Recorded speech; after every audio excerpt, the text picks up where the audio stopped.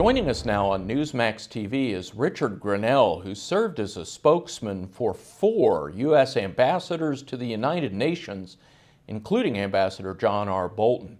Mr. Grenell, good to have you with us on Newsmax TV. Thanks for having me, David. Author and journalist Howard Fineman recently said that there's every indication President Obama has given up trying to prevent the Iranians from obtaining nuclear weapons and instead is just trying to manage the process. Do you agree with that assessment?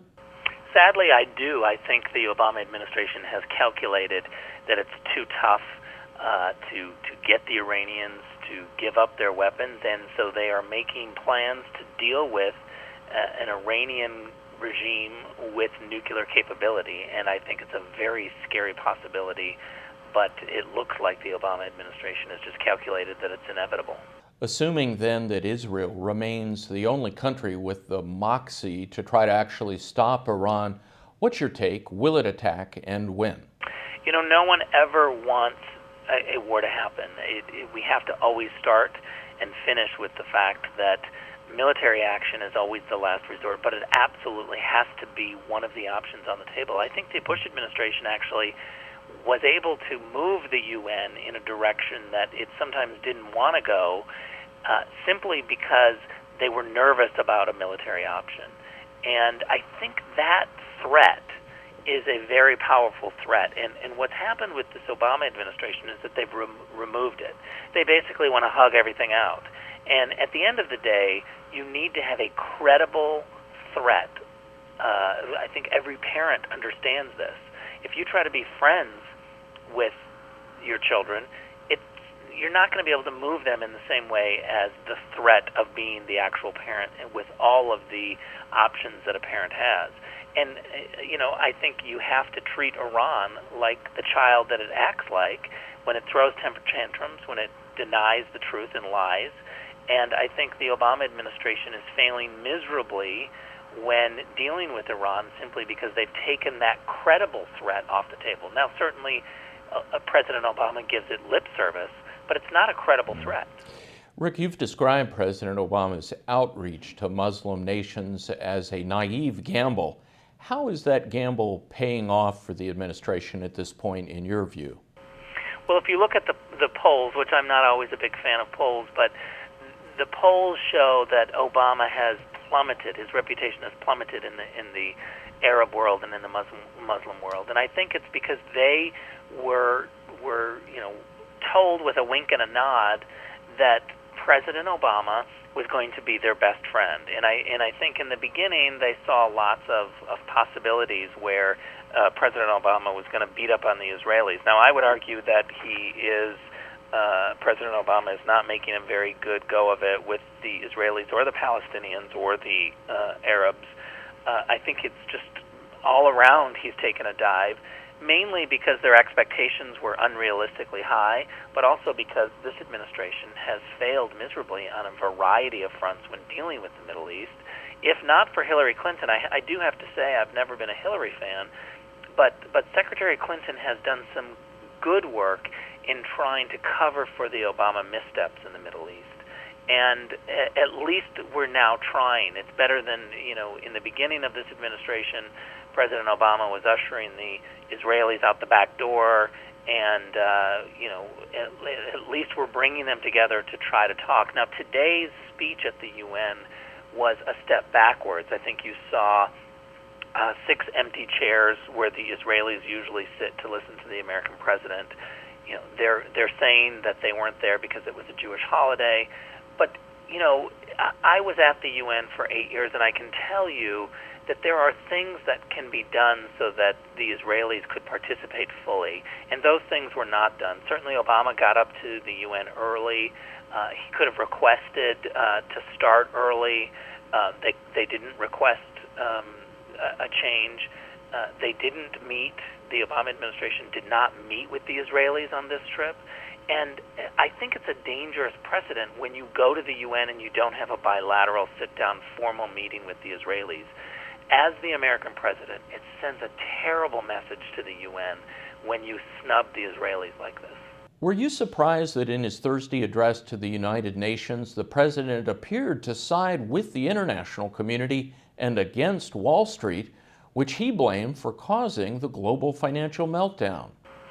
Yeah, it's a really great question. I actually talk about this issue in my piece on richardgrenell.com, and I really go after the president for going to the UN and saying what he did about the Wall Street scandal. He clearly tells the UN community, the international community, that Wall Street was to blame, or is to blame, for all of their financial problems around the world. He then takes it a step further, and he actually says that he will not stop until he's able to fix the problem and fix it for everyone around the world. The ego is actually amazing when you think about President Obama standing before the UN and trying to be the president of the world. And what's shocking to me is that he not only says that Wall Street was to blame, but then he takes credit for walking the entire global economy back from the brink by saying what he did over the last 20 months is nothing less than saving the world's existence. And I encourage anyone who's watching this to go and read the actual speech by Obama. He starts right away with criticizing Wall Street and almost apologizing to the world for Wall Street's problems. And as you and I know, the American economy is one of the key drivers of how other countries actually increase their output, increase their ability to, have access to capital and to deal with the markets. They rely on Wall Street. They rely on the American ingenuity within the financial industry. And to say that Wall Street's problems are truly the reason why other countries are having global economic or domestic economic problems is shocking to me. Now, one area where Obama's charm offensive seems to perhaps have succeeded is with relations with Russia. Hitting that reset button by withdrawing the missile shield in Europe appears to have bought greater cooperation. Russia's announced, for example, it won't be selling the S-300 missile system to Iran. How significant is that in your view? There's no question that Russia and other countries will say positive things about the United States right now, that Obama is much more popular than Bush. But I think it's very important to not confuse being popular with protecting American interests. Let's just take one issue with the Russians on this START treaty. It's really a shame that President Obama wasn't able to get a better outcome from the negotiations with the Russians. In the START treaty, he has basically given away our existing delivery systems. He's calling for a great decrease and almost dismantling the way we would deliver any of the weapons, even conventional, as well as nuclear capabilities.